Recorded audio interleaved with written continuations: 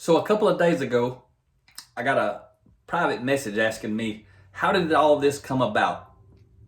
And I assumed what the person wanted to know after, speaking with them a little bit, they wanted to know, how did I become a leadership speaker, trainer, and author? So I want to take a few minutes and share with you today, if you didn't know my background, just a little bit, how did that actually happen? After 20 years of being in the corporate world from 1988 to 2008, I started my own lean manufacturing consulting business. So let me step back a little bit. 1988 to 1998, I was a frontline entry-level factory worker, operating different types of CNC lathes, mills, drills, gear shapers, saws, all kind of things cutting metal. So I did that for the first 10 years, and I struggled with me. I did a great job, but I had terrible character that I had to work on. Had bad temper, and didn't mind letting the world know it, and lots of other things. But that was the number one thing I had to deal with, was my temper.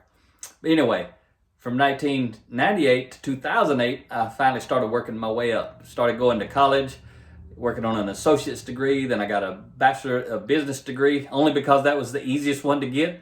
And a lot of people said, hey, you need a degree to get this job. So I went and did it. I actually did keep climbing up the ladder. And I actually held a lot of engineering type positions, although I didn't have an engineering degree. But I had a lot of experience doing a lot of different things, and I could definitely accomplish the mission, whatever that was at the time. So fast forward, I went through, I was a process technician, setting up equipment, machining sales. I did CNC programming, drafting, all kind of things like that, cost estimation engineering, process engineering.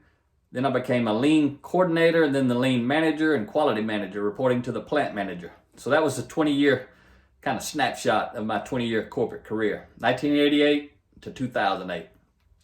2008 is when I stepped out, gave up everything, my income, my insurance, everything. That's one key point of how did I get to where I'm at, is I gave up everything. I wouldn't recommend that to anybody, but that was exactly what I needed to do. And if I had to do it again, that's exactly what I would do all over again. It was what I needed to do. Doesn't mean it's what you need to do. But I gave up everything in 2008 to start my own lean manufacturing consulting business. So step back, when did my leadership journey really begin? Was in 2005. But it's a little bit tricky because it didn't really start then. That's where the seed was planted. So how it was planted was a frontline entry-level quality technician was putting some music on my iPod for me. And when he brought it back, he said, hey, Matt, I put a business book on there for you. I said, oh, okay, what is it? And at the time, I was reporting to the plant manager, and he was frontline, so I guess he thought I was a big dog or something. I didn't. I still don't. I'm just a regular guy. But he thought for some reason that I'd be interested in a business book. So I said, what's the name of it? He said, 7 Habits of Highly Effective People. I said, is it any good? He said, I don't know. I ain't ever listened to it. And I still don't know if he ever listened to it. And it actually took me 3 years to listen to it. And it was after I resigned, started my own business. I'm driving around, had my iPod plugged into my Corvette Z06, had a big nice stereo system in there, making a lot of noise with my music. And all of a sudden, a guy started talking, which was a little bit disorienting actually, because all I had on there was music. And guy started talking. I looked at the stereo screen because I had the display, had the name of the song and stuff. And it said 7 Habits of Highly Effective People by Dr. Stephen R. Covey. I said, oh, that's that business book that guy gave me 3 years ago. And again, this was the fall of 2008. I said, hey, I'm in business now for myself. He said it was a business book. Maybe I should listen to it. And so I did. And I didn't know this at the time, but today I know a lot about the 7 Habits. But at the time, I didn't know. All I had was a 1-hour highlight version. And probably all I needed at the time. If I would have had the whole audio, which is probably 12 or 13 hours, probably would have been a little too much for me to digest, and I might have just moved past it. But I had all the nuggets. I had the gold. And immediately it started resonating with me. And immediately I started thinking, this is some good stuff. This is good stuff. I ain't never heard anything like this. And I wasn't raised in the church. I didn't go to church and all that sort of stuff. And no leader. This is a key point. It's one reason I'm so passionate about what I do. No leader in my 20-year career in manufacturing, I worked for multi-billion-dollar organizations, no leader ever invested 1 minute or 1 penny teaching me leadership development or anything about personal growth. Didn't buy me any books. I didn't participate in any kind of a book study. They didn't send me to any kind of conference. Nothing. That's why I'm so passionate about what I do. And this is how I got to do what I do. So let me pick back up on the story. So I started listening to that audio over and over and over every day. The very next time I had a Kaizen team to lead, a group of 6 to 10 people that I would lead with process improvement, basically start on Monday, end on Friday. The very next team I had, I introduced them to that 7 Habits audio. I said, hey, I just want to play it. It's going to take about an hour. If you guys will just be my test subjects one time, and it may help you, it may help the next people, but I want you to listen to it. I got a lot out of it, and I told them about I had been listening to it. I said, I got a lot out of it. I want to know what you think about it. This was another group of these folks. Most of them were frontline blue-collar people, or some blue-collar leaders, or those who support the frontline workforce. That's who this team was. We listened to it. They thought it was pretty phenomenal.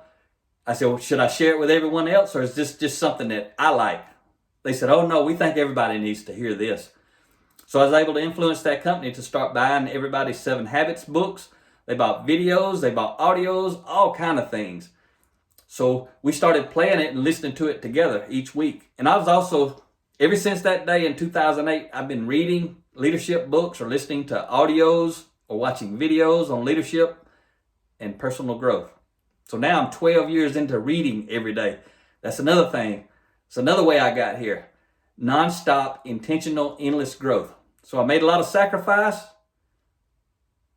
to go down the lean path. But see, 4 years into that journey, the end of 2012, I had quadrupled my income. And then I gave it all up again, went to zero to do what I'm doing now. So I could be here talking to you. And sometimes when we're speaking, people say, Mac, what would make you give up everything? What made you give up everything? Once they hear that I did. And I say, today it was you. And whoever you are watching this video, today it was you. I didn't know I was going to be helping you. Hopefully this is helping you if you're listening. I didn't know all the people who read my books or listen to my podcast or watch my videos on YouTube. I didn't know I was going to help all those people. But at the end of 2012, at that point, 4 years into reading and growing and developing every day and sharing this stuff with blue-collar people and those who lead them and support them all over the country, I decided this is what I want to do all the time.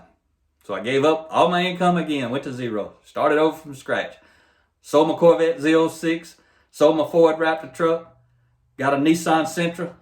My wife Rhea sold her Hummer and bought a Toyota Corolla. And eventually we sold our house with a pool and a hot tub, gave up all of that stuff, moved from Alabama to Atlanta to be near the airport and the big market. And here we are today.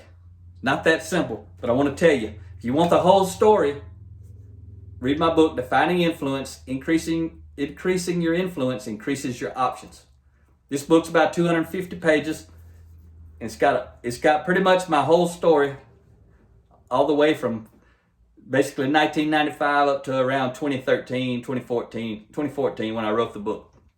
So if you want to dive deep, go dig into that book. You'll learn a lot about my personal transformation, how much I had to work on me to get to where I am, and then also the literal journey that I actually took. I documented in there for people because I want to inspire them. If you have a passion to do this, you need to be doing it because our world needs all the help it can get.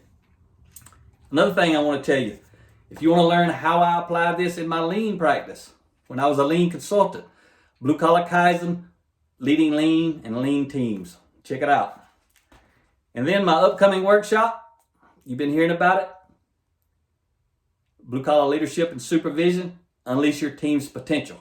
I'm going to teach you tons and tons of leadership principles over 6 weeks, 2 hours per week. Check out bluecollarleadership.com/workshop. Hope to see you there.